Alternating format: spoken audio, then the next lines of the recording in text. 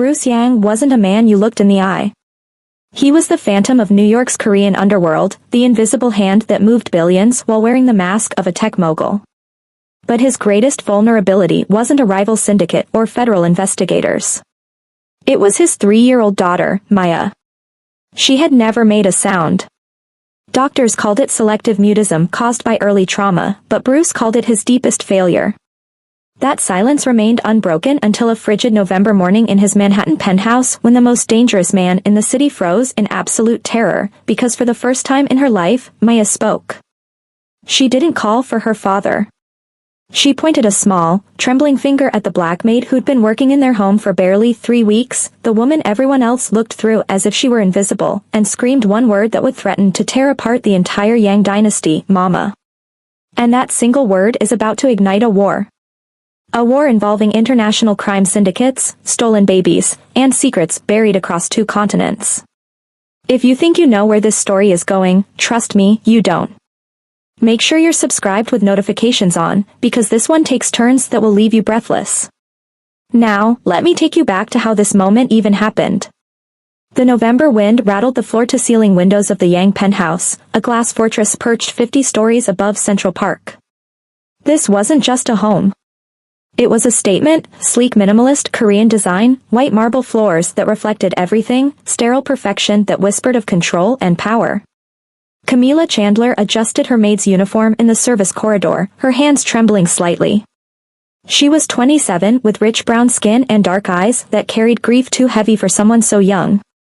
She'd been working at the Yang penthouse for only 3 weeks, just another cleaning job to pay the bills while she figured out how to restart her nursing degree. The pay was better than her other 2 jobs combined, enough to cover rent on her studio in Washington Heights. That was all that mattered. Camila, eyes forward, hissed Mrs. Han, the head of household, an older Korean woman whose face seemed permanently set in disapproval.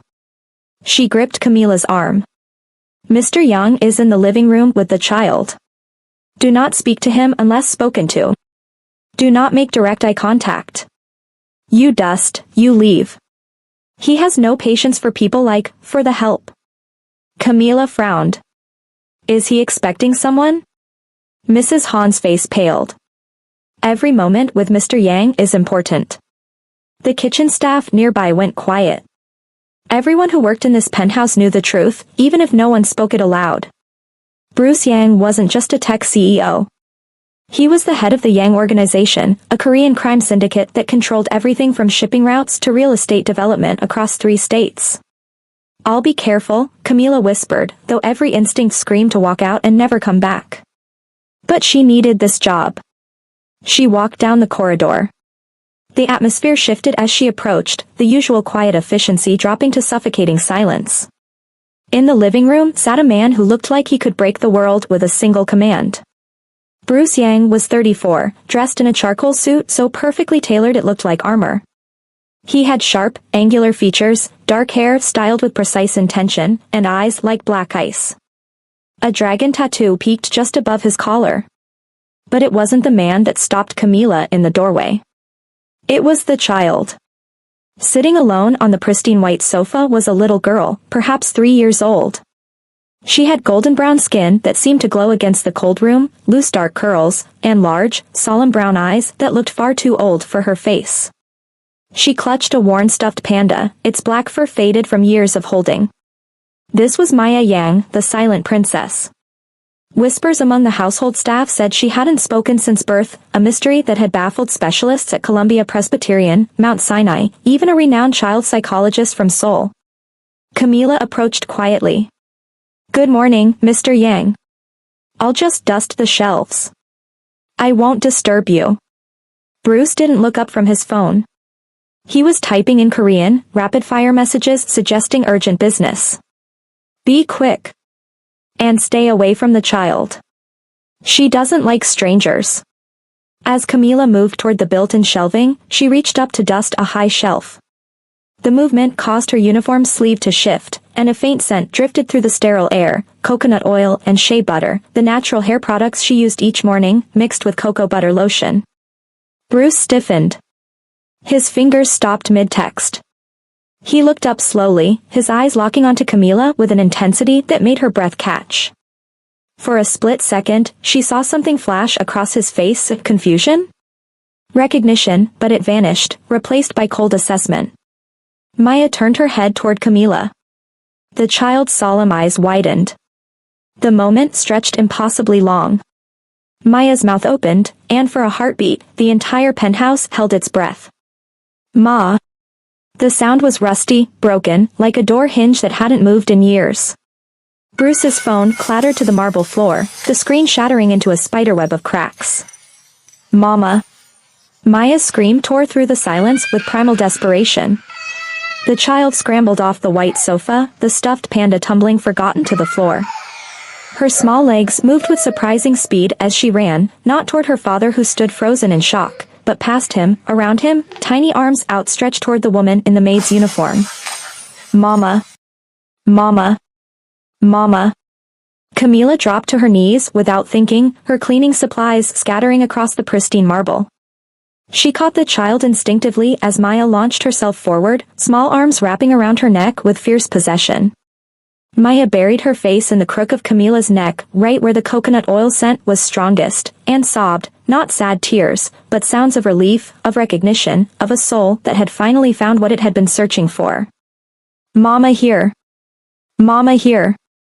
Mama, mama, mama. The words tumbled out in a rush, 3 years of silence breaking like a dam. In the hallway, the crash of shattering porcelain signaled Mrs. Han dropping the tea tray. Running feet filled the penthouse as security materialized, men in dark suits appearing in doorways, hands moving toward concealed weapons. But Camila saw none of it.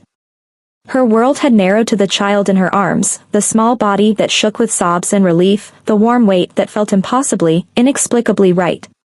Her chest constricted with a phantom pain she'd carried for 14 months, like broken ribs trying to heal wrong, like a heart that had learned to beat with a piece missing.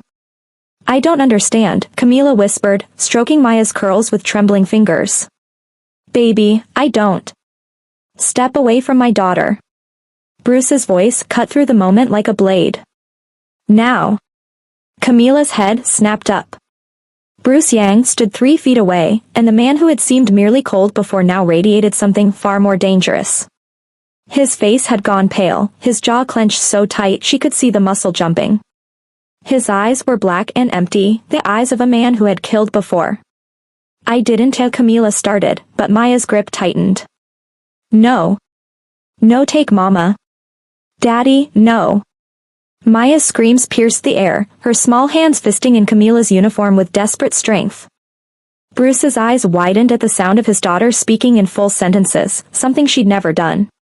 The shock lasted only a moment before his face hardened into granite. Jean. Bruce's voice was deadly quiet as he addressed the large Korean man who'd appeared in the doorway, hand inside his suit jacket. Lock down the building. Nobody leaves, not staff, not deliveries, nobody. Jean spoke rapid Korean into a radio, and Camila heard the distant sound of locks engaging throughout the penthouse. Mr. Yang, please, I don't know what's happening. Camila tried to stand, but Maya clung to her. I've never met your daughter before today. Liar. The word was soft but lethal. Bruce took a step closer. My daughter has been mute since birth.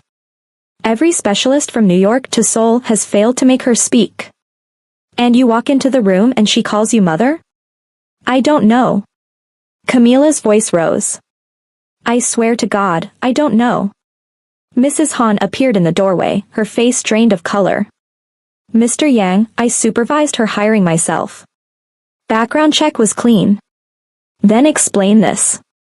Bruce gestured to his daughter, who had her face buried in Camila's neck, murmuring, Mama safe, Mama soft, Mama here, like a prayer.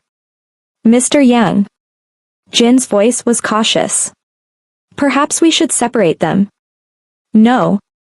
Maya shrieked when Bruce moved forward, her body going rigid with panic. No, take. Daddy, please. Mama, stay. Please, please, please. Bruce froze. His daughter had never said please. She'd never said anything. Who sent you? Bruce's voice dropped to a whisper. He stepped close enough that Camila could smell his expensive cologne. Chairman Park? The Chong family? Nobody sent me. Camila met his eyes despite the danger. I needed a job. My mother died last year. I have student loans. I work 3 jobs just to make rent. I clean houses. That's all I do. Something flickered in Bruce's expression, doubt, maybe, or recognition of truth. But it vanished beneath iron control. Jean, take them both to guest suite 3. Post guards. Bruce turned away, already pulling out a second phone. I want full background, financial records, social media, every place she's worked, everyone she's ever known. And surveillance footage from every camera in this building for the last 3 weeks. Sir, she's just a maid, Jean began. She's something. Bruce's voice was ice. I just need to find out what. 2 more security guards appeared. One moved toward Camila while the other positioned himself at the door. As they guided her toward the hallway, Maya still clinging to her, Bruce called out one more time. I don't know who sent you or what you think you'll gain from this. His voice was deadly quiet, each word precisely cut. But you just made the worst mistake of your life. The guest suite was luxury dressed as a cage. Floor-to-ceiling windows offered a view of Central Park 50 stories below. The bed was larger than Camila's entire apartment, covered in white linens. Everything was expensive, beautiful, and utterly impersonal. Jean had deposited them there with mechanical efficiency, 2 guards taking positions outside. Mr. Yang is not a patient man, Jean had said. If you're working for Chairman Park or the Chong family, tell us now. It might save your life. Camila had stared at him, Maya still wrapped around her body. I don't know those names. I clean houses. That's all I do. Jin's expression suggested he didn't believe her. The door had closed with a soft click, followed by the unmistakable sound of an electronic lock engaging. Now, 2 hours later, Camila sat on the edge of the bed, Maya curled in her lap. The child had finally stopped crying but refused to let go, one hand fisted in Camila's uniform, the other clutching the stuffed panda someone had retrieved. Sweet girl, Camila whispered, stroking the loose dark curls. I wish I understood why you think I'm your mama. You are, Maya said simply, her voice small but certain. She looked up with those 2 knowing brown eyes. You smell right. You feel right. I remember you. Ice water flooded Camila's veins. You can't remember me, baby. We've never met. Did. Maya's bottom lip trembled. Before the cold time. Before the quiet time. When I was inside you. Camila's hands stilled. What did you say? But Maya just burrowed closer, her eyes drifting shut with sudden exhaustion. Within minutes, she was asleep. Camila couldn't move. She sat frozen, Maya's weight warm in her arms, staring at nothing while her mind tried to make sense of the impossible. Inside you. September 15th, 14 months ago. The Aydin Fertility Center in Istanbul. The cold room. The beeping monitors. Dr. Aydin's voice, clinical and empty, there are complications. The baby didn't make it. But what if she had? 3 floors below, in a room that didn't officially exist, Bruce Yang stood before a wall of monitors showing every angle of the guest suite. On the largest screen, he watched Camila hold his daughter with a tenderness that made his chest constrict. Preliminary report, Jean said, approaching with a tablet. Camila Chandler, 27, born in Atlanta. Father unknown, mother deceased, cancer, last year. Moved to New York 4 years ago for Columbia Nursing School. Dropped out after 2 semesters when her mother got sick. Works 3 jobs, house cleaning, night shifts at a Brooklyn diner, weekend stock work at Whole Foods. Total annual income approximately $32,000. No criminal record. No connections to our world. Social media? Barely active. Last post was 8 months ago, picture of her mother in the hospital. She's invisible, sir. The kind of person who's just trying to survive. Bruce studied the background check, scrolling through mundane details. But his eyes kept returning to one entry. This. He tapped the screen. Medical records show a hospital stay in Istanbul, September 12th through 17th, 14 months ago. Jean leaned closer. The dates match when Mrs. Yang was there. Pull everything. I want to know why a nursing student from New York was in Istanbul.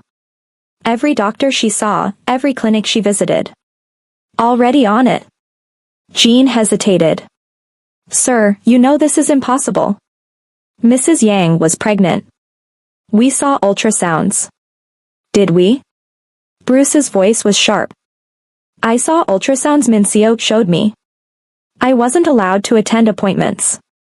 And I arrived at the clinic after Maya was born. I never saw Mincio pregnant in person, Jean. She spent those entire 9 months in Europe, avoiding the stress of New York. Jean went very still. You think Mrs. Young lied about being pregnant? I think my wife was desperate. Bruce pulled up another file, Mincio's medical records. 3 failed IVF cycles before she left for Istanbul. The specialists said her eggs weren't viable. That she'd likely never carry a pregnancy. But why fake it? Because the Yang family required an heir. Bruce's hands clenched. My father's will was specific. If I didn't produce a biological child by age 35, control of Yang Corporation goes to the board, to Chairman Park's faction. Mincio knew what that meant. So she hired a surrogate, Jean breathed. Used your sperm and planned to pass the child off as hers. Maybe. Bruce stared at the monitor. Camila had started crying silently while holding Maya. But surrogates don't usually share DNA with the child unless they used her egg too. Jean pulled up Camila's medical file. Blood type AB positive. Mrs. Yang was type A, Maya is AB positive. Bruce felt something cold settle in his gut. Get me a DNA test kit. And find me everything on the Aiden Fertility Center. If they did this, if they stole that woman's child and told her it died. He didn't finish. Jean had worked for the Young family long enough to know what happened to people who crossed them. One more thing, Bruce added quietly. That woman is scared. She's confused. But she's not lying. I can tell when people lie to me. It's how I've stayed alive.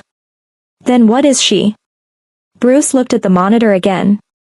Camila had laid down with Maya clutched against her chest, both curled together like they'd been doing it for years. She's the mother of my child, Bruce said slowly.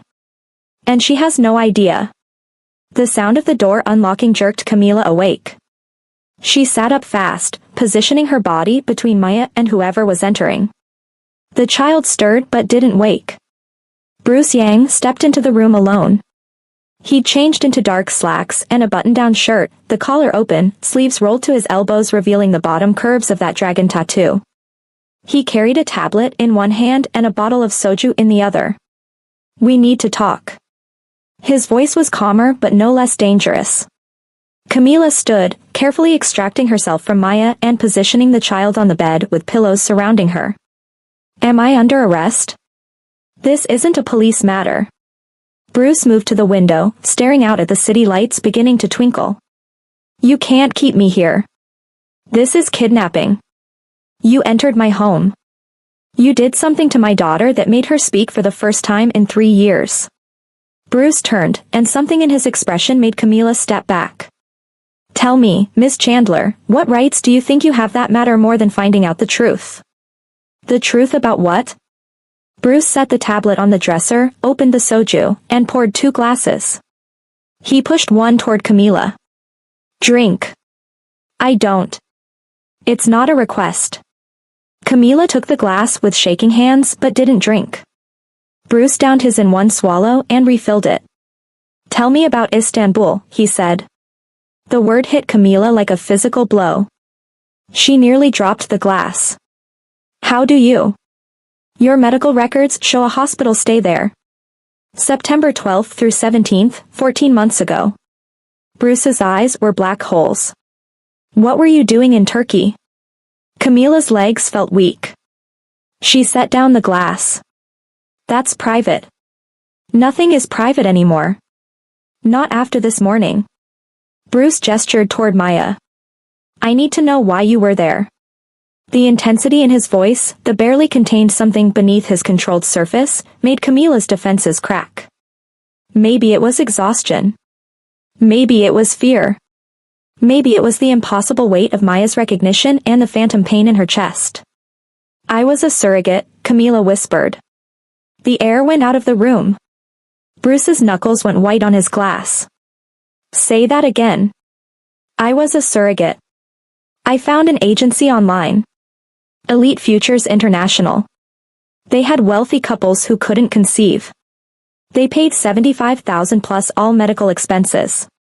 My mother was dying. The insurance wouldn't cover her treatment. I needed the money. Bruce's face had gone blank, but Camila could see a vein pulsing in his temple. What clinic? Aydin Fertility Center. In Istanbul. It's supposed to be one of the best for discreet procedures. I know it. Bruce's voice had dropped to barely above a whisper. What happened? They flew me there, did the implantation. I never met the parents, closed contract. I carried the baby for 9 months. Everything was fine until her voice broke. Until September 15th. I went into labor. But something went wrong. They sedated me heavily. When I woke up, she couldn't continue. The memory was too raw.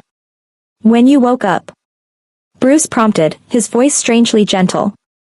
The doctor, Dr. Aydin, he told me there were complications. He said the baby was stillborn. A little girl. Tears streamed down Camila's face. He showed me a body. But he wouldn't let me hold her. He said it was better if I didn't attach.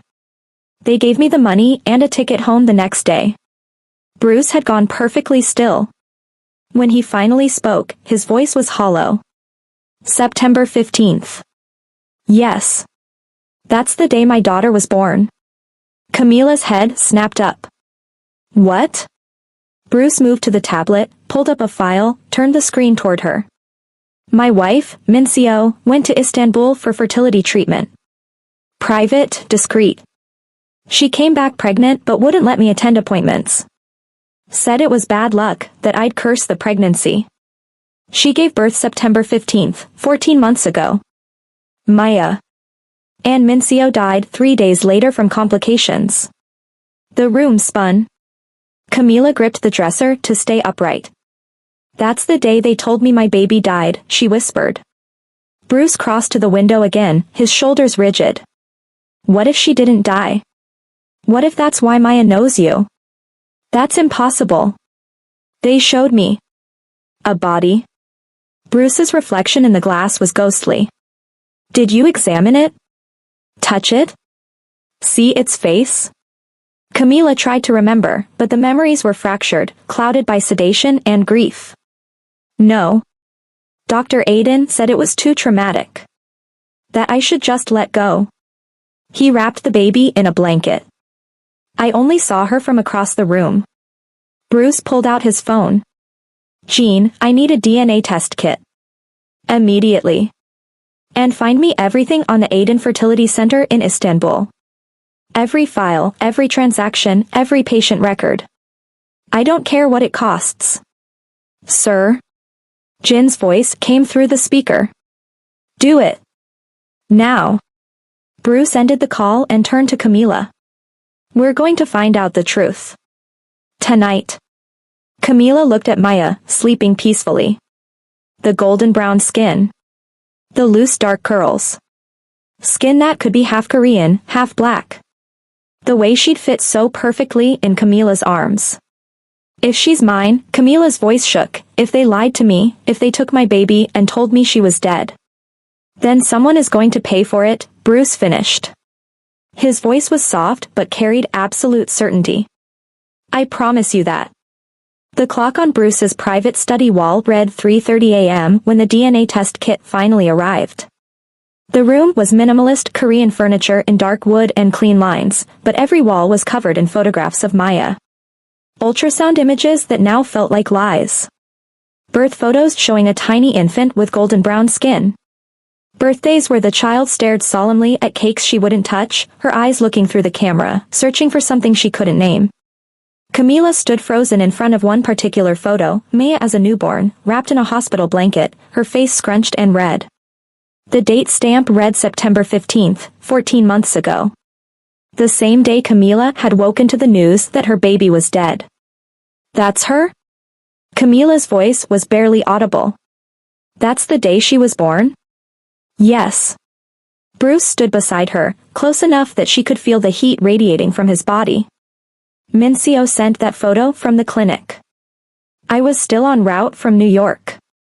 By the time I arrived, Mincio was gone and Maya was in the NICU. Camila's finger traced the glass. She's beautiful. She looks like you. The words came out rough. Bruce pulled another frame from his desk drawer. This was Mincio. The woman in the photograph was delicate, porcelain-skinned, with the kind of beauty that graced Korean dramas. She wore a traditional hanbok in pale pink, standing in what looked like a formal family portrait. But her eyes were cold, calculating even in a smile. We married young, Bruce said flatly. Business arrangement between families. The Yangs and the Kims needed to consolidate power. She knew I didn't love her. She was desperate to secure her position by giving me an heir. Without a child, she was just decorative. Replaceable. Camila studied the photo, seeing desperation beneath the perfect makeup. So she went to extraordinary lengths. It appears so. Bruce took the frame back, set it face down. Tell me about the surrogacy. Every detail. Camila sank into one of the leather chairs. The exhaustion was crushing, but adrenaline kept her upright. I found the agency online, Elite Futures International. They specialized in international surrogacy for high-net-worth clients who wanted discretion.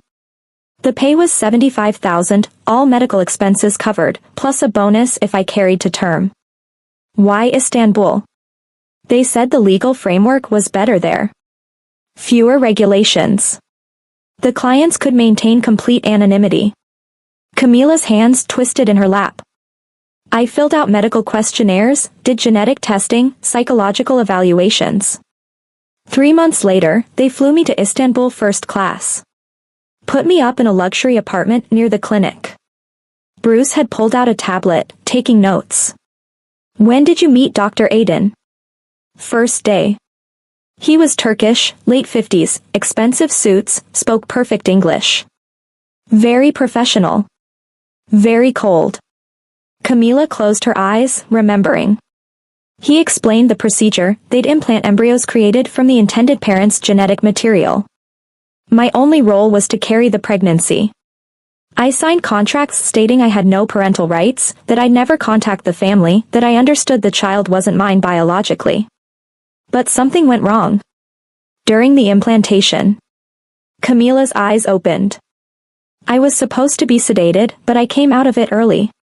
I heard Dr. Aydin arguing with a nurse in the next room. He was speaking English. I think he didn't realize I could hear. He said the embryos weren't taking. That Mrs. Yang's genetic material was non-viable. He said they'd have to use alternative genetic material to fulfill the contract. Bruce went very still. What did he mean by alternative? I didn't know. I was groggy, confused. When he came back, he gave me another sedative. When I woke up, he told me the implantation was successful, that I was pregnant. Camila's voice dropped. I assumed he meant they'd used a donor egg. I never thought they'd used mine. The door to the study creaked open. Both of them turned to see Maya standing in the doorway, clutching her stuffed panda. The child wore silk pajamas patterned with small pandas, her curls wild from sleep. Maya, Bruce started in Korean, then switched to English. You should be sleeping. But Maya wasn't looking at her father. Her solemn brown eyes were fixed on Camila. She walked past Bruce as if he were invisible, her small bare feet padding across the hardwood. Without hesitation, she climbed into Camila's lap, fitting herself against Camila's chest. Mama soft, Maya whispered, her small hand touching Camila's face. Mama warm. Mama here. Camila's arms closed around the child instinctively. I'm here, sweet girl. Bruce watched, and something in his expression cracked. She never does this. Maya doesn't initiate physical contact. She barely tolerates being held. The therapists said it was trauma response, that she'd been separated from her mother too early. Maybe she was, Camila whispered. She stroked Maya's curls, and the child melted against her, all tension leaving her small body. Within minutes, Maya's breathing had evened out into the soft rhythm of sleep. Bruce stood frozen, watching his daughter sleep peacefully for the first time since Minsio's death. She never sleeps this easily. Not even with me. I have to hold her until she exhausts herself crying, and even then she wakes every few hours. Children know, Camila said softly. They know things we don't understand. Things that go deeper than memory or logic. A sharp knock on the door interrupted them. Jean entered, followed by a young Korean woman in a white lab coat, her face pale with exhaustion. Mr. Yang, Dr. Yoon is here with the results. Dr. Yoon approached the desk, a manila folder clutched in her trembling hands. Sir, I ran the test 3 times because the results don't make sense. I thought there must be contamination or processing error, but... Just tell me. Bruce's voice was granite. Dr. Yoon opened the folder, spreading papers across the desk. The child shares 50% of her DNA with you, Mr. Yang. Standard father-daughter relationship. But she also shares 50% of her DNA with Ms. Chandler. Standard mother-daughter relationship. She looked up, her eyes wide. They're both biological parents. Mr. Yang's sperm, Ms. Chandler's egg. The child is biologically both of yours. The room spun. Camila felt the floor tilt beneath her. That's impossible. They said they were using the parent's embryo. They lied. Bruce's voice was steel. When Minsio's eggs failed, Dr. Aiden used yours instead. He gave me a child that was mine and yours. He gave Mincio a baby to pass off as hers. And he told you she was dead. Oh my God. Camila buried her face in Maya's curls, her body shaking with silent sobs. Dr. Yoon shifted uncomfortably. Sir, there's one more thing. I ran a mitochondrial DNA analysis. It's passed exclusively through the maternal line. Maya's mitochondrial DNA is a perfect match for Ms. Chandler's. There's no possibility of error. This woman is Maya's biological mother. Bruce dismissed Dr. Yoon and Jean with a sharp gesture. When they were alone, he moved closer to Camila's chair, crouching down so he was at eye level. There's something else, Camila whispered through her tears. When they showed me the baby's body, the one they said was mine, I only saw her for a moment. But I saw something. A birthmark on her left shoulder blade. Shaped like a small star. Bruce went white. Without a word, he gently reached for Maya, carefully lifting the sleeping child's silk pajama top. There, on Maya's left shoulder blade, against her golden brown skin, a small birthmark shaped like a perfect star. Camila's control shattered. She broke, sobbing into Maya's hair, her whole body convulsing. They stole her. They stole my baby and told me she was dead. I mourned her. I named her Grace, after my mother. I said goodbye to a grave that was empty. I've been dying inside for 14 months, and she was here, alive, and I didn't know. Bruce stood abruptly, his face transforming into something terrifying. The careful control evaporated, replaced by pure rage. And my wife knew. Mincio had to have known. She paid for this. She let you believe your child was dead. She took our daughter, he stopped, the word hanging in the air. Our daughter. She took our daughter and built her entire position on a lie. He pulled out his phone, his movements sharp and violent. Jean. Sir? Get me a secure line to Istanbul. I want Dr. Aiden found. I don't care what you have to do. I don't care who you have to pay. I don't care if you have to burn that clinic to the ground. Find him. Bring him to me. Alive. Understood, sir. And Chairman Park? It is a problem for tomorrow. Bruce's eyes were black holes, empty of everything except purpose. Tonight, I want the man who stole my daughter and made that woman mourn a ghost. He ended the call and looked at Camila, still holding Maya, both of them shaking. They took 14 months from us, Bruce said quietly. 14 months you should have had with her. 14 months I was raising her on a lie. Someone is going to pay for that. I promise you. Camila looked down at Maya, sleeping peacefully. What happens now? Now, Bruce said, his voice carrying absolute certainty, we find out exactly how deep this conspiracy goes. And then we make sure no one can ever take her from us again. By 4:45 a.m., Bruce's private study had transformed into an interrogation room. Jean had moved furniture aside, setting up a large monitor that dominated one wall. Additional screens showed security feeds, encrypted chat logs, and a map of Istanbul with several locations marked in red. Camila sat in the adjoining room with the door cracked open just enough to hear but not be seen. Maya slept in her arms, dead weight from exhaustion. Camila couldn't let go. Every time she tried to set the child down, her arms refused to cooperate. This was her daughter. Her baby. The child she'd mourned for 14 months was real, alive, sleeping peacefully against her chest. The main screen flickered to life. The image showed a windowless room with concrete walls, a single metal chair bolted to the floor, and fluorescent lights casting harsh shadows. A man sat in the chair, his expensive suit rumpled, his silver hair disheveled, sweat staining his collar. Dr. Aiden. Camila's breath caught. She tried so hard to forget that face, the cold professionalism, the detached way he delivered the worst news of her life. But seeing him now, terrified and small, she felt something dark and satisfying unfurl in her chest. Mr. Yang, please, Dr. Aiden's voice came through the speakers, Turkish accent thick with fear. There's been a misunderstanding. I don't know why your men brought me here.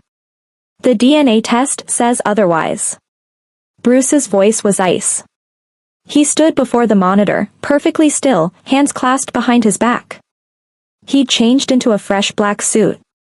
He looked like death wearing Armani. Jean stood beside him, tablet in hand. Two other men flanked the door, large, armed, expressions blank. Bruce gestured to Jean, who tapped the tablet. The screen split, showing both Dr. Aiden's terrified face and the DNA test results. Dr. Aiden's face crumbled. I can explain. Then explain. Bruce's voice dropped even quieter, which somehow made it more menacing.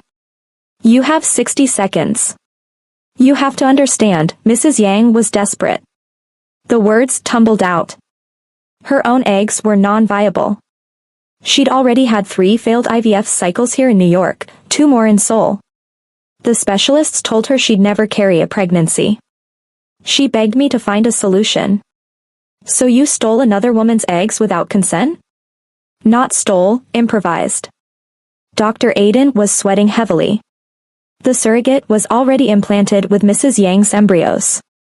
When they didn't take, when it was clear the pregnancy wouldn't happen, I had to make a decision. The surrogate was young, healthy, perfect genetic material. I used her eggs with your sperm sample. Mrs. Yang paid me very well to make this problem disappear. In the adjoining room, Camila felt sick. She pressed her face into Maya's curls, breathing in the child's scent. Her daughter. They'd used her body, her eggs, her child without permission. And when the baby was born? Bruce's voice was steady, but Camila could see his hands had formed fists. The baby was healthy. Beautiful. Perfect. Dr. Aiden's voice took on a pleading quality. I gave her to Mrs. Yang. Told her the surrogate had signed away all rights. Which was true, the contracts were very clear. The contracts for a different arrangement. Bruce took a step closer to the screen. What did you tell Miss Chandler? Dr. Aiden wouldn't meet the camera's eye. I told her there were complications. That the baby was stillborn. I showed her another infant, a Syrian refugee's baby that had died during delivery the same night. The paperwork was easy to falsify. International records, death certificates. I've done it before for clients who needed discretion. You've done this before? Jin's voice was sharp. Not exactly this. But similar situations. Surrogates who changed their minds, parents who wanted different genetic material. Aiden Fertility Center specializes in solving problems for people who can afford our fees. Bruce was quiet for a long moment. My wife couldn't have afforded the level of cover-up this required. International falsified records, silencing clinic staff, paying off Turkish authorities. That takes millions and connections Mincio didn't have. Who else was involved? Dr. Aiden hesitated. His eyes darted to something off camera. Dr. Aiden, Bruce said softly. I'm being generous by letting you speak. My next call is to associates who don't ask questions before they act. I suggest you consider your next words carefully. Chairman Park Sung-jin. The name came out as barely a whisper. The temperature in both rooms dropped. Bruce went absolutely still. Say that again. Chairman Park. He approached me 3 days after Mrs. Yang died. He already knew about the surrogacy, about the genetic deception.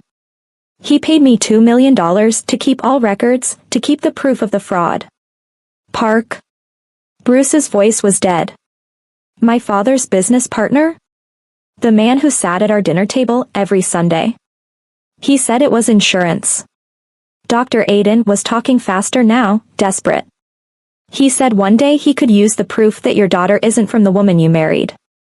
That she's illegitimate in the eyes of the traditional families. The Yang family requires pure Korean bloodline for inheritance. If it came out that your heir was the product of a black surrogate. Choose your next words very carefully, Bruce interrupted, his voice carrying a lethal edge. Dr. Aiden swallowed hard. He said he could discredit you. Take control of the Yang Corporation. That without a legitimate heir, your father's will would transfer control to the board, to his faction. Bruce turned away from the screen. His shoulders were rigid, hands still clenched into fists. Jean looked between his boss and the monitor, clearly calculating what would happen next. The door to the adjoining room flew open. Camila stood there, Maya clutched against her chest, her face streaked with tears and twisted with rage. You. Her voice shook. You look at me. On screen, Dr. Aiden's eyes went wide. You're alive? You're here. You told me my baby was dead. Camila walked into the room, each step deliberate. You let me mourn her for 14 months. I named her Grace Chandler. I bought a plot in a cemetery in Atlanta because I couldn't afford to bring her body home. I said goodbye to a grave that was empty. Do you understand what you did to me? I'm sorry, but you signed a contract. You were paid. I was used. Camila's scream woke Maya, who started crying, small hands clutching at her mother's shirt. My body, my child, my DNA stolen because you wanted money. I carried her for 9 months. I felt her kick. I talked to her. I loved her before I even met her. And you told me she was dead. Dr. Aiden's face had gone pale. The contract was very clear about relinquishing rights. The contract was for a different baby. A baby made from someone else's eggs. You changed the terms without telling me. You stole my genetic material, created my biological child, and then ripped her away from me. Camila was shaking so hard she could barely stand. What kind of monster does that? Bruce's hand landed on her shoulder, surprisingly gentle. Camila. She realized she was screaming, that Maya was crying in terror, that she was scaring her own daughter. She forced herself to breathe, to rock Maya gently, to whisper soothing sounds until the child's cries subsided. Bruce stepped in front of the screen, blocking Camila from Dr. Aiden's view. Dr. Aiden, your services are no longer required. Mr. Yang, please, I can help you. I have all the records, all the proof of Chairman Park's involvement. I can testify. Bruce nodded to someone off camera. The screen went black. The room was silent except for Maya's hiccuping breaths and Camila's ragged breathing. What happens to him? Camila finally asked. Bruce turned to face her. His expression was unreadable, but his eyes were cold and empty. He won't hurt anyone else. I promise you that.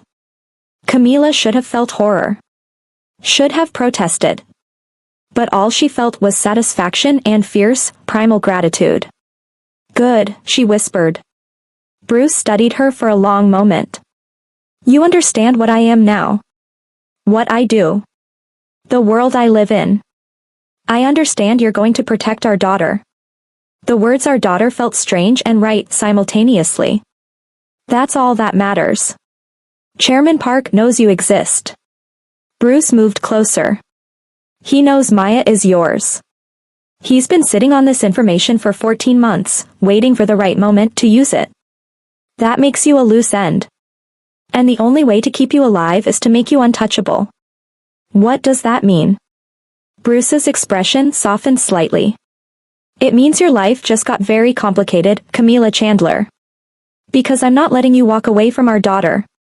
And I'm not letting Chairman Park or anyone else hurt you. Which means you're about to become the most dangerous thing you could possibly be in my world. What's that? Family. Dawn broke over Manhattan in shades of gold and amber. Camila sat in Maya's nursery, watching her daughter sleep in the pristine white crib. She hadn't slept. Couldn't sleep. Every time she closed her eyes, she saw Dr. Aiden's face, heard his clinical voice telling her the baby was dead. The nursery was expensive, sterile, cold. Designer Korean furniture in minimalist white and gray. Not a single splash of color. Maya's toys were organized in clear acrylic bins, arranged by type and size. Even the books were sorted by height. This wasn't a child's room. It was a showpiece. You take it black? Camila's head snapped up. Bruce stood in the doorway, still wearing the suit from last night but with his tie removed, collar unbuttoned. He held 2 cups of coffee. How did you know? Camila's voice was hoarse. I pay attention. He crossed the room and held out 1 cup. Their fingers brushed during the exchange, and Camila felt an electric jolt. She took a sip. It was perfect, strong, hot, no sugar. To her shock, Bruce lowered himself to the floor beside her chair, his expensive suit crumpling as he sat cross-legged. It was so unexpected, so human, that Camila stared. You never sit on the floor, she said. How would you know? You've worked here 3 weeks. Mrs. Han talks.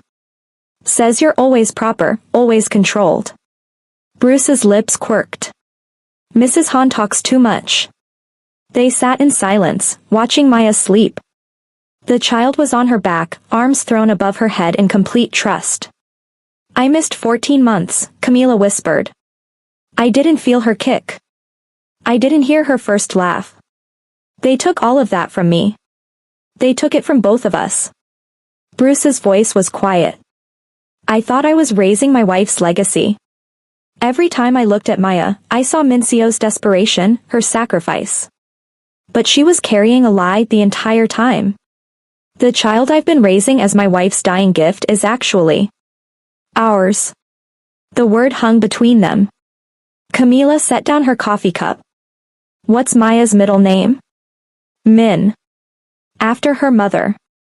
Mincio. Camila's jaw clenched. I want to change it. I want her name to include something of me. Bruce looked at her, really looked at her. What would you choose?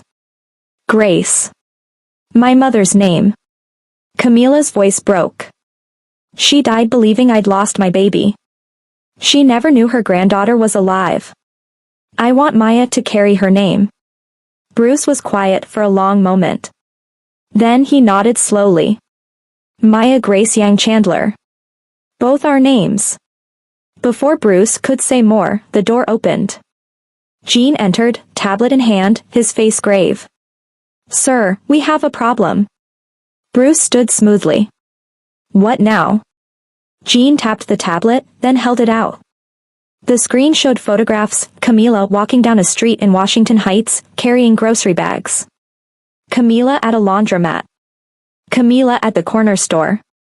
All time-stamped from the past month. Someone's been following her, Jean said.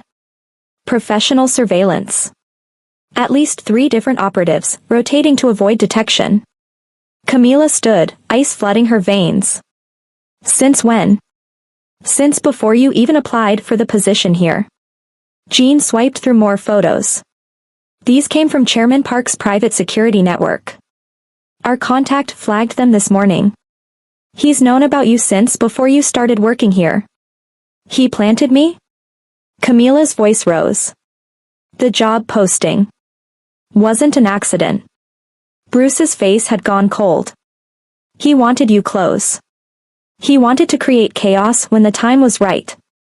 But how did he even know about me? Dr. Aiden told him. Bruce's hands formed fists. Park has been sitting on this information for 14 months, waiting for the perfect moment.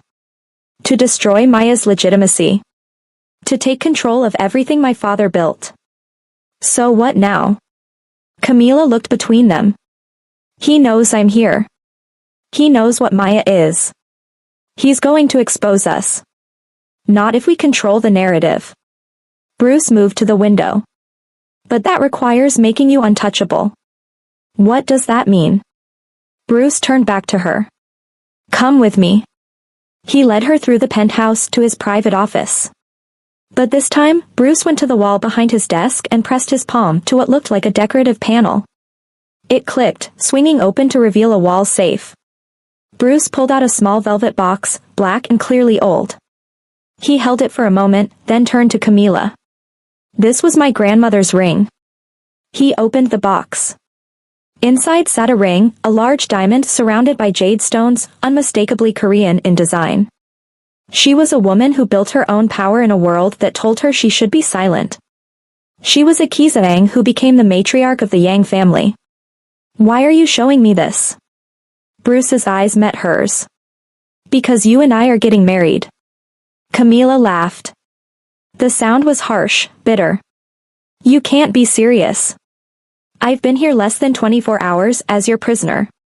I'm giving you your freedom and your daughter. But there's a price. Of course there is. Camila crossed her arms. What's the catch? In Korean criminal hierarchy and traditional society, a wife is protected by codes that go back generations. Bruce's voice was matter-of-fact. Attack a boss's wife, you declare war on the entire organization. It's a line even Chairman Park won't cross publicly. And if I'm just the maid? Just the surrogate? You're disposable. A loose end to be cut. You'd be dead within a week. The words hit like a physical blow. Camila sank into the chair. So this is blackmail. Marry you or die. This is reality. Bruce set the ring box on the desk. I'm not pretending this is romance. I'm offering you protection and your daughter in exchange for legitimacy. And what do you get out of this? An heir who can't be challenged. A family that looks legitimate. And... He hesitated, someone who loves my daughter the way she deserves. Camila stood, moving to the window. 50 stories below, the city was waking up, people going to work, living normal lives, unaware that her entire existence had imploded. You're asking me to enter a world that doesn't want me. Her reflection in the glass looked haunted. I've seen the way Mrs. Han looks at me. Like I'm dirt. I've heard what your community says about black people. I won't lie to you. Bruce moved to stand beside her. It will be a war. Against my associates, against tradition, maybe even against the law. The old families will fight this. Chairman Park will use every prejudice, every racist bone in their bodies to turn them against you. Then why do this? Because I protect what's mine. I'm not yours. No. Bruce's voice softened. But she is ours. And that's enough to start with. Camila turned to face him. He was close enough that she could see the exhaustion in his eyes, the fine lines around his mouth, the weight of an empire on his shoulders. But she also saw vulnerability he was trying to hide. I have conditions, she said. I expected nothing less. I raise Maya my way. She learns about both her heritages, Korean and black. No more sterile prison nursery. I want color on the walls, toys on the floor, mess and chaos and childhood. Agreed. No weapons around her. No criminal business in front of her. And separate bedrooms. This is a business arrangement until I decide otherwise. Bruce's jaw tightened. Agreed. Except the weapons, I can't promise that. My world doesn't allow it. There will always be guns in this house, always guards, always the potential for violence. Then teach me to use them. Camila's voice was steel. I won't be helpless again. I won't watch someone threaten my daughter without being able to fight back. Bruce's eyes widened with genuine surprise. Then something else, respect. Deal. He picked up the ring box, removed the ring, and held it out. Last chance to run.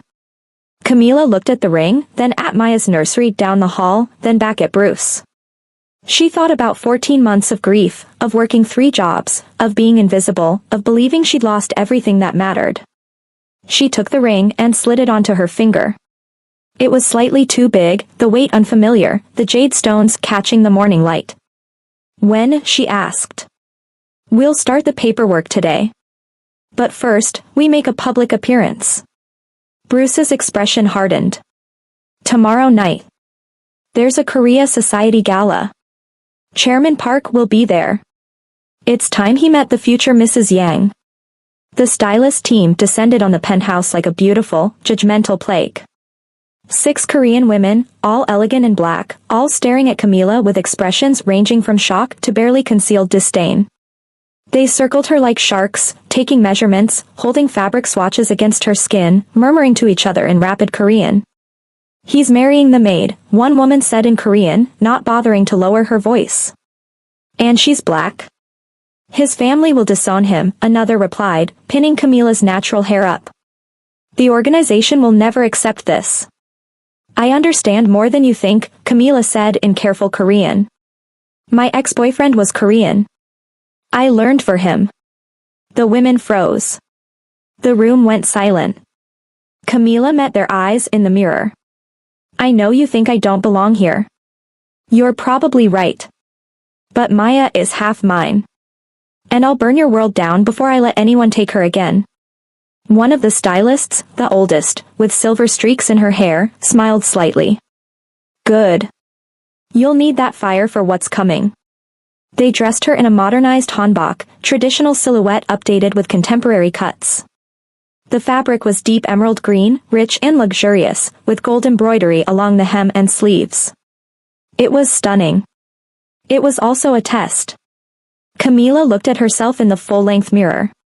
The dress transformed her. She looked powerful, regal, like she belonged in a palace. You look like a queen, the older stylist said softly in English. That will frighten them more than anything. The door opened.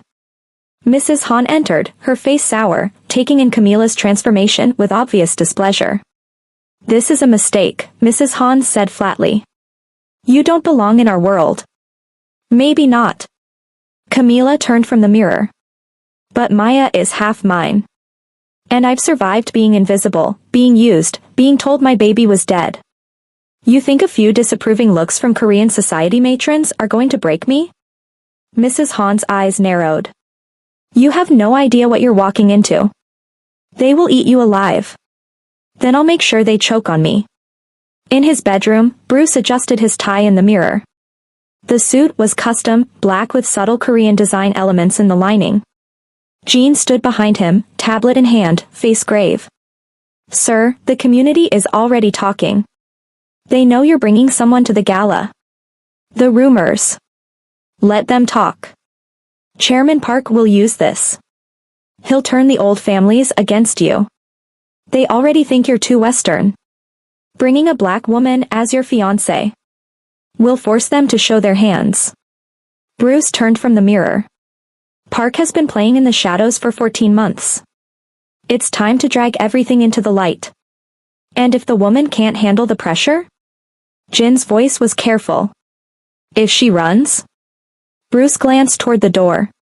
She won't run. She's stronger than all of us. The delivery came as Camila was putting on the jade earrings. Jean appeared in the doorway, his face pale, carrying a package wrapped in black paper. "This just arrived," he said. "Addressed to the future Mrs. Yang." Bruce materialized behind him. "Open it. Carefully." Jean set the package on the bed and used a knife to slice through the tape. Inside was a traditional Korean wedding photo, Bruce and Mincio in ceremonial hanbok, smiling. Except Mincio's face had been burned out, leaving a black hole. Underneath was a children's book in Korean, its pages torn and stained. And beneath that, a note in English. "Some stains don't wash out. Some mistakes can't be bleached away. She looks just like the help. Let's hope her mother's bloodline doesn't ruin the dynasty." The racist message was explicit, terrifying. Bruce tried to hide the package, but Camila had already seen it. She crossed the room and took the note, reading it again, her hands trembling. "I'm used to this," she said quietly. "You think this is the first time someone's tried to make me feel like I'm not good enough? This isn't just racism." Bruce's voice was tight. "This is a threat. Park is telling us he knows everything. Then he should know." Camila crumpled the note in her fist. "I've survived worse than entitled old men who think they own the world. I've survived being told I wasn't worth keeping. I've survived losing my mother, losing my baby, losing everything. And I'm still standing." She turned to the mirror, picked up the jade earrings, and fastened them with steady hands. "I'm not going anywhere." Bruce studied her reflection. "You don't have to do this. I can find another way." "No." Camila met his eyes in the mirror. "He wants to see if I'll fold? He wants to use my race, my class, my pain against me? Let's show him exactly who he's dealing with." As they moved toward the elevator, a small voice called out, "Mama Pretty." They turned. Maya stood in the hallway in her pajamas, having escaped her nanny. Her face lit up as she saw them together. "Daddy Pretty too." Maya ran forward, and Bruce caught her, lifting her into his arms. Camila and Bruce exchanged a glance. Maya had called him Daddy for the first time. "We're going to a party, treasure," Bruce said softly in Korean, then English. "We'll be back soon." "Mama come back?" Maya's eyes were suddenly anxious. "I'll always come back," Camila promised, kissing Maya's forehead. "Always." As they handed Maya back to the nanny and stepped into the elevator, Camila felt the weight of the ring on her finger, the silk against her skin, and the terrifying certainty that her life would never be simple again. The elevator doors closed. Bruce stood beside her, close enough that their arms almost touched. "Last chance," he said quietly. "I stopped running the moment Maya called me Mama," Camila replied. "I'm done being invisible. I'm done being afraid. And I'm definitely done letting men like Chairman Park decide who I get to be." She just agreed to marry one of the most dangerous men in New York. But Chairman Park has been watching this entire time, and he's already made his move. The threat coming next is going to test everything Camila has left. If you're still with me, drop a like right now so I know you're writing this story to the end. Because what happens next? Nobody sees it coming. The Korea Society building rose like a monument to tradition in the heart of Manhattan. Red carpet stretched from the curb to the entrance, lined with photographers and members of New York's Korean elite. The moment Bruce's black Mercedes pulled to the curb, the whispers started. Camila felt Bruce's hand find hers. "Remember," he murmured, "you belong here as much as anyone." "I don't believe that." "Then fake it. You're good at that." They stepped out together, and the whispers exploded. Camila kept her head high, the emerald green hanbok catching the lights, the jade jewelry glinting. She was acutely aware of every eye on her, every camera turning, every face registering shock. "Mr. Young." A reporter pushed forward. "Who is your guest?" Bruce's hand tightened on Camila's. "My fiancé." The cameras exploded. Flashes strobed the night. Questions erupted from every direction. Bruce guided Camila forward, his hand firm on the small of her back, and they walked through the chaos like they were strolling through a park. Inside, the grand ballroom took Camila's breath away. Traditional Korean decorations mixed seamlessly with modern luxury. Crystal chandeliers. Gold accents. Tables draped in pristine white.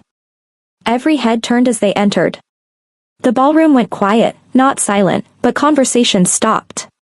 Camila could hear the collective gasp. She straightened her spine and smiled.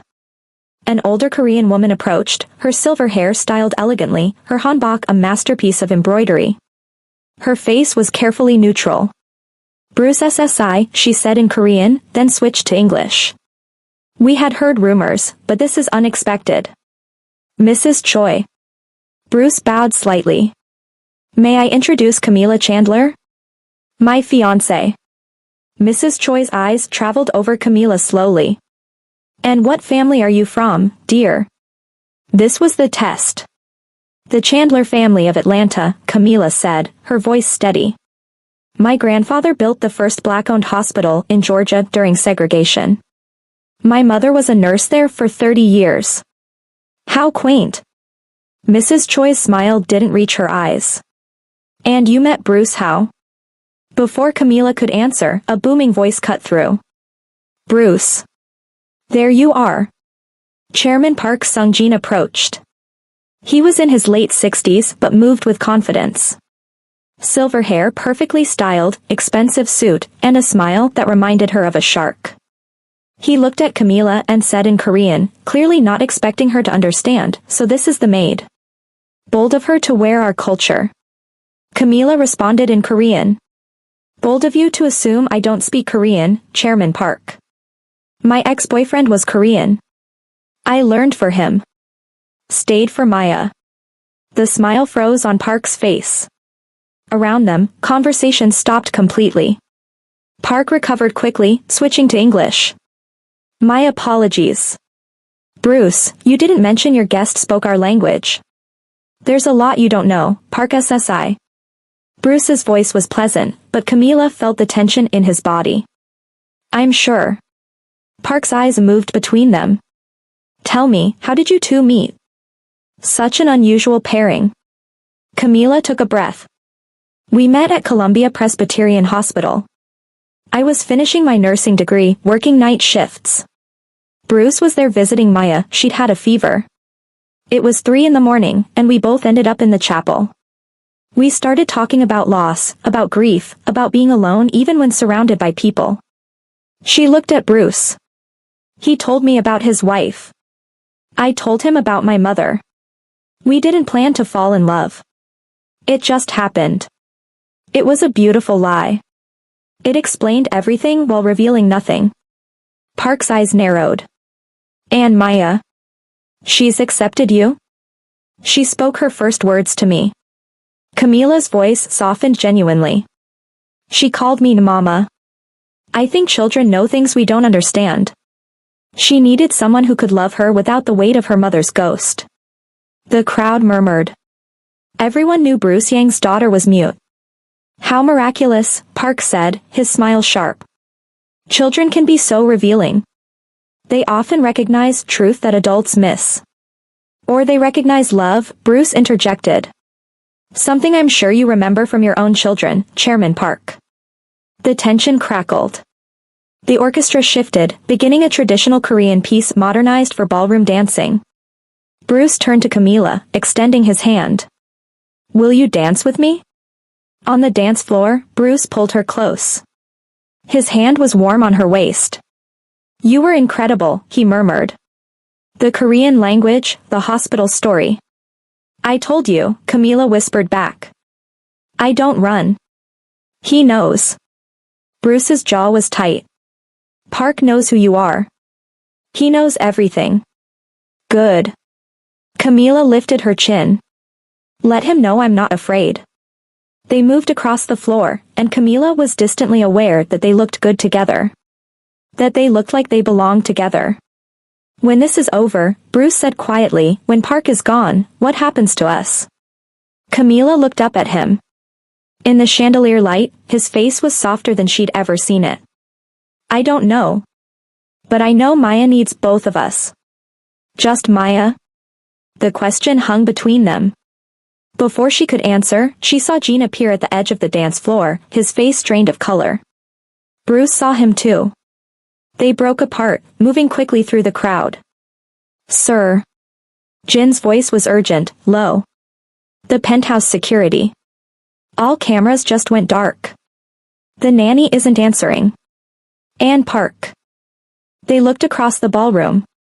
The table where Chairman Park had been sitting was empty. Maya. Camila's blood turned to ice. Bruce was already moving, pulling out his phone, barking orders in rapid Korean. They ran for the exit, leaving chaos behind them. The Mercedes screamed through Manhattan at 140 miles per hour, Gene driving with one hand while coordinating security with the other. Bruce sat in the passenger seat, gun already drawn, checking the magazine with mechanical precision. Camila was in the back, her hands gripping the seat so hard her knuckles were white. "If he touches her," Camila's voice shook, "if he hurts my baby. He wants us off balance." Bruce's voice was ice. "He wants me to make a mistake. To come in angry and sloppy. That's when people die." Red lights meant nothing. Traffic parted before them like water, or maybe Gene just didn't care about the cars they forced off the road. The city blurred past in streaks of light and shadow. They screeched into the private parking garage, the tires smoking. The elevator was waiting, doors open like a mouth. Bruce moved toward it, but Gene grabbed his arm. "Sir, if Park compromised the security system." The elevator lurched upward, then stopped. 48th floor. 2 floors below the penthouse. "Stairs," Bruce commanded. They ran. Camila kicked off her heels and ran in bare feet, the silk hanbok hiked up around her thighs. The emergency stairwell was concrete and industrial, every footstep echoing. Bruce took the stairs 3 at a time, Gene right behind him, both men with guns drawn. They reached the penthouse floor and found the door blown open, the lock mechanism shattered. Inside was chaos. Furniture overturned. Glass shattered. The nanny, young Korean woman who'd been watching Maya, was unconscious on the floor but breathing. Blood matted her hair where she'd been struck. "Maya!" Camila screamed. They ran through the apartment. Living room empty. Kitchen empty. Bruce's office ransacked, files scattered. Maya's nursery. The door hung open. The pristine white crib was empty, sheets torn.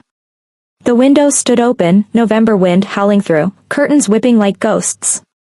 Bruce's face went white. The balcony. They burst through onto the wraparound balcony.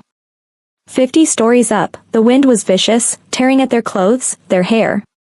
The city sprawled below, beautiful and deadly and so far down. Chairman Park stood at the railing. 2 of his men flanked him, large and armed. Between them, held by her small arms, dangling in the air, was Maya. The child was screaming. "Mama! Mama! Mama!" Bruce. Park's voice was calm, conversational, like they were discussing business over dinner. "Thank you for joining us. And you brought the maid." Bruce's gun was already aimed at Park's head. "Let her go. This is between us." "Oh, but she is the issue." Park gestured to Camila with his free hand. "This bastard child, this half-breed abomination. You think the families will accept her? You think the organization will follow you when they know your heir is the product of a black surrogate? Don't you dare call her that." Camila's voice was lethal. Park laughed. "Such spirit. I can see why Bruce enjoys you. But you're just a complication to be removed. Both of you. You'll never get away with this," Bruce said. "The organization. The organization will thank me for removing a leader who was corrupting our traditions." Park's smile was vicious. "You really thought you could put a black woman at the head of our empire? You really thought you could make us accept your mongrel child as legitimate?" "Let Maya go," Bruce said quietly. "I'll do whatever you want." "I know you will." Park nodded to his men. "So here's your choice. Step off this balcony, Bruce. Jump. Die. And I pull the child back, safe and sound. I'll even let the maid and her bastard live quietly somewhere far away. Or refuse, and we see if the child can fly. The wind howled. Maya screamed. Bruce looked at Camila. Their eyes met, and she saw his decision before he made it. He holstered his gun. Stepped toward the railing. Bruce, no. Camila lunged forward, but Jean held her back. Fine. Bruce's voice was hollow. Let her go, and I'll jump. Park smiled. You know I'm a man of my word. He signaled his men, but instead of pulling Maya back to safety, they dangled her further over the edge. Her small body suspended 50 stories above the ground, held only by 2 hands gripping her arms. Park had never intended to keep his word. Camila didn't think. Didn't plan. She simply moved. She tore free from Jin's grip, ran at Park's men with everything she had. The self-defense Bruce had drilled into her over the past 36 hours, a lifetime compressed into a day, took over. She drove her heel into the first man's kneecap with savage precision. He went down screaming. The second man, startled, loosened his grip on Maya. Camila grabbed her daughter, but the momentum was wrong. They were moving toward the railing, toward the edge, toward 50 stories of empty air. Camila twisted her body, throwing herself backward. She jammed her arm through the balcony bars, hooking her elbow. The impact nearly ripped her arm from its socket, her shoulder screaming in agony. But she held on. She held on to Maya with her other arm as they dangled half over the edge. I've got you, baby. Camila's voice was steady despite the terror. Mama's got you. Maya buried her face in Camila's neck, sobbing but safe. Park walked over slowly, pulling a small pistol from his jacket. He aimed it at Camila's hand where it gripped the railing bars. Persistent, he said. Let's see how long you can hold on. Before he could fire, bang. The gun flew from Park's hand, blood spraying. Bruce had shot with surgical precision. Jean tackled Park, slamming him to the concrete. Bruce rushed to the railing, gripped Camila's arm, and hauled them both back over with strength born of desperation. They collapsed on the balcony floor in a heap. Camila, Bruce, and Maya, all breathing hard, all alive. You can't kill me. Park struggled against Jin's hold. Blood dripped from his mangled hand. The families will never accept this. Your daughter is illegitimate. I have proof. Even if you kill me, the truth. The truth, Bruce said quietly, standing up, gun still in his hand, is that she's mine. And that's all that matters. A single shot echoed across the Manhattan skyline. Chairman Park slumped, his eyes going vacant, blood pooling on the pristine balcony floor. Jean, Bruce said calmly, call the cleaners. Make it look like a heart attack at his home. Heart trouble. He's had it for years. Everyone knows that. Yes, sir. Bruce holstered his gun and lowered himself back to the floor beside Camila and Maya. The 3 of them sat there, backs against the building, Maya sandwiched between them. Maya touched Camila's face with one small hand, Bruce's with the other. Mama safe. Daddy safe. She looked between them, her solemn brown eyes suddenly bright. Family. It was her longest sentence yet. Camila started crying, not from fear this time, but from relief and something deeper she couldn't name. Bruce's arm came around her shoulders, pulling both her and Maya close. Below them, the city glittered, indifferent to the violence 50 stories up. And on the balcony of the Yang penthouse, surrounded by the evidence of what they'd survived, a family was born, not from tradition or blood or society's rules, but from choice and sacrifice and a love that refused to be erased. 7 months later, the penthouse had transformed into something Camila never imagined when she'd first walked through those doors, as a maid, a home. The sterile white walls now held artwork from 2 continents, traditional Korean ink paintings hung beside vibrant African textiles, contemporary pieces from Black artists shared space with antique Korean ceramics. Photos covered every surface, Maya's first real smile, Camila teaching her to braid hair, Bruce on the floor building block towers, all 3 of them covered in flour from a disastrous attempt at making both kimchi and cornbread. Maya's nursery had been gutted and rebuilt. Gone were the cold whites and grays, replaced by walls painted in warm butter yellow. Korean traditional art depicting cranes and mountains mixed with African patterns in bold oranges and teals. Her books were in both English and Korean, stories about Korean princesses shelved next to tales of African queens. The organized acrylic bins had been replaced with overflowing toy chests, because Maya, now 4 years old and making up for lost time, believed in creative chaos. On the rooftop terrace, 50 stories above Manhattan, the November afternoon sun cast everything in golden light. The space had been transformed into a garden, something Bruce had commissioned as a wedding gift. Cherry trees waiting for spring blooms stood alongside magnolias that reminded Camila of Georgia. Strings of lights crisscrossed overhead, waiting for evening. White chairs formed 2 small sections, an aisle between them scattered with rose petals. It was intimate. Just 40 guests, Jean and the members of Bruce's organization who'd proven their loyalty, a handful of Korean family members who'd slowly come around after meeting Maya, and Camila's cousin Jasmine who'd flown in from Atlanta with tears already streaming down her face. The ceremony would be 2 parts, honoring both cultures, because Maya Grace Yang Chandler deserved to know all of herself. First came the paebik, the traditional Korean family ceremony held in the penthouse's formal living room. Camila wore a traditional bridal hanbok in red and gold, the heavy silk somehow both restricting and regal. Maya wore a matching child's hanbok, her loose curls pulled back with traditional ornaments, her golden brown skin glowing against the vibrant fabric.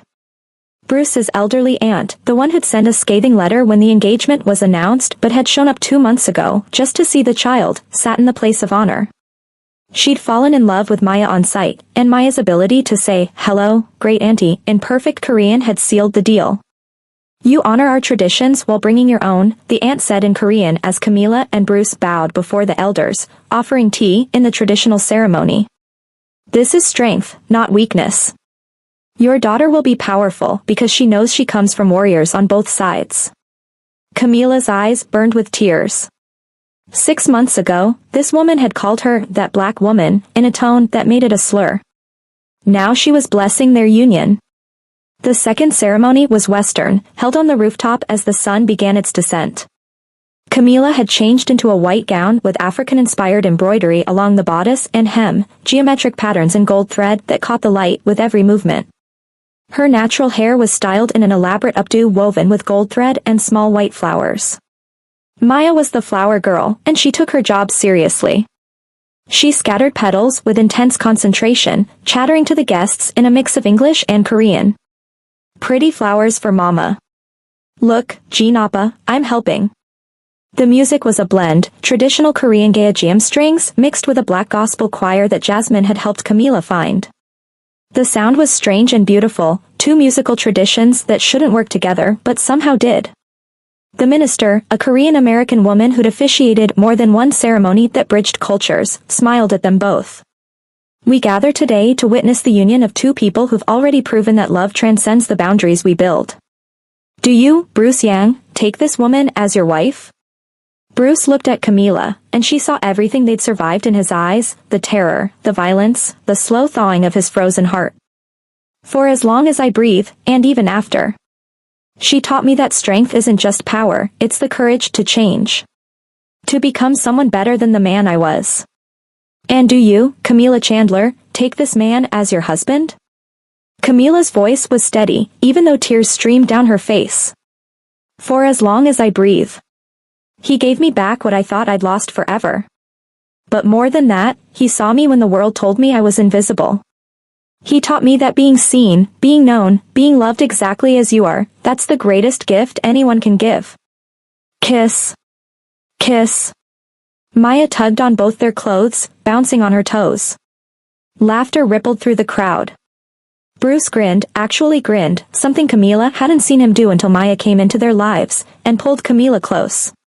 The kiss was tender and real, and when they broke apart, Maya squeezed between them, demanding to be picked up so she could be part of it too.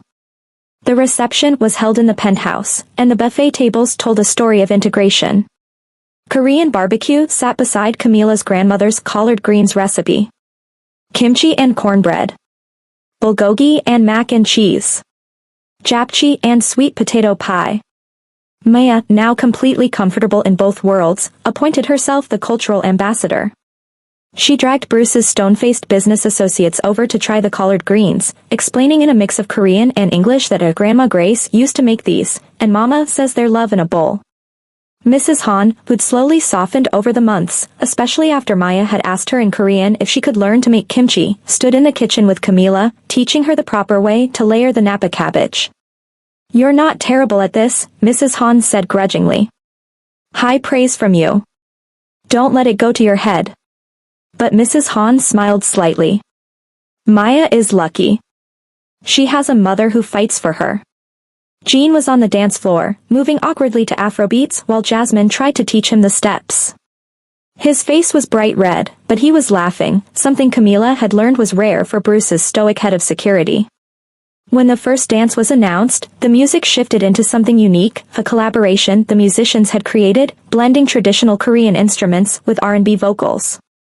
Bruce pulled Camila into his arms, and they moved together like they'd been doing this for years instead of months. "Happy," he murmured into her hair. "Terrified," she admitted. "This is real now. This is permanent. It was always permanent. From the moment Maya called you Mama. I just needed the paperwork to catch up." As the evening deepened into night, Bruce took Camila's hand and led her back to the rooftop terrace. Maya was already there, having escaped from Jasmine's supervision, standing at the railing looking at the city lights. The balcony, the same balcony where they'd almost lost everything, had been transformed. Lights strung everywhere, turning it into something magical. Plants in large pots created a garden in the sky. It was no longer a place of terror but a place of life. "Photo time," Maya announced. "We need a family photo."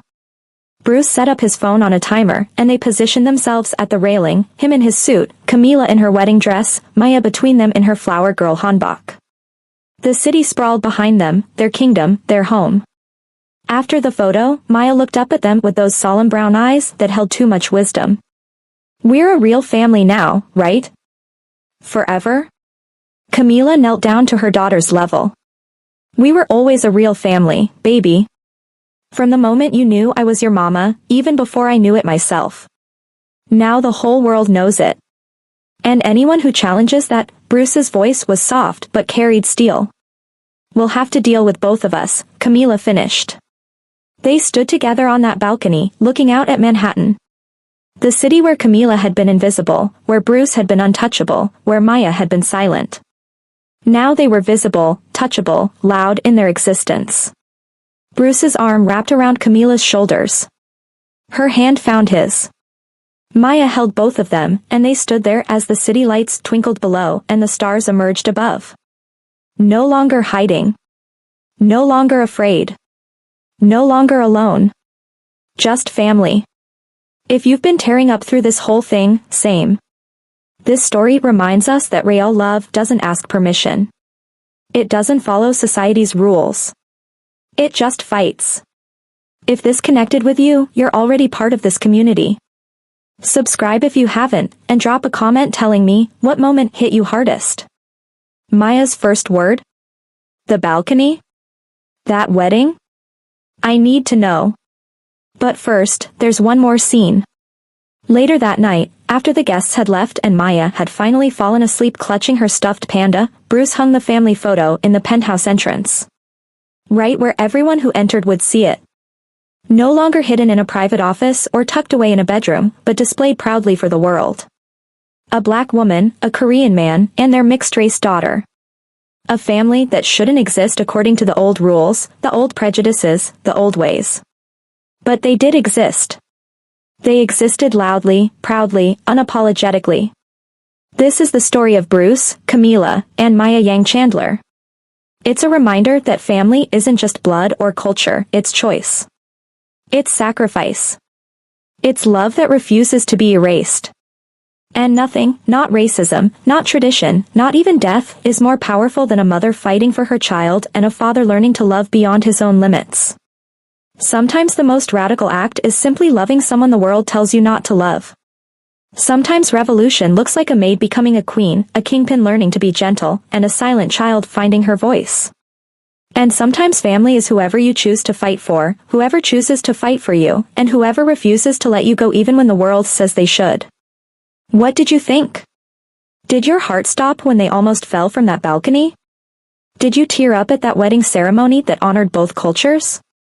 This story isn't just about a mafia boss and a maid, it's about how love challenges every boundary society tries to build. It's about a black woman demanding her rights in a world designed to render her invisible. It's about a man learning that real power isn't control, but the courage to change. If you loved this story of love, power, and family across cultural lines, hit that like button and subscribe. Leave a comment telling me what moment got you the most. Was it Maya's first word? The balcony rescue? The wedding that honored both heritages? Thanks for watching. Remember, family is who you choose to fight for. And love, real love, doesn't erase differences. It celebrates them. Until next time, keep fighting for the people who matter. Keep loving beyond the boundaries. Keep proving that family isn't about where you come from, it's about who you choose to become.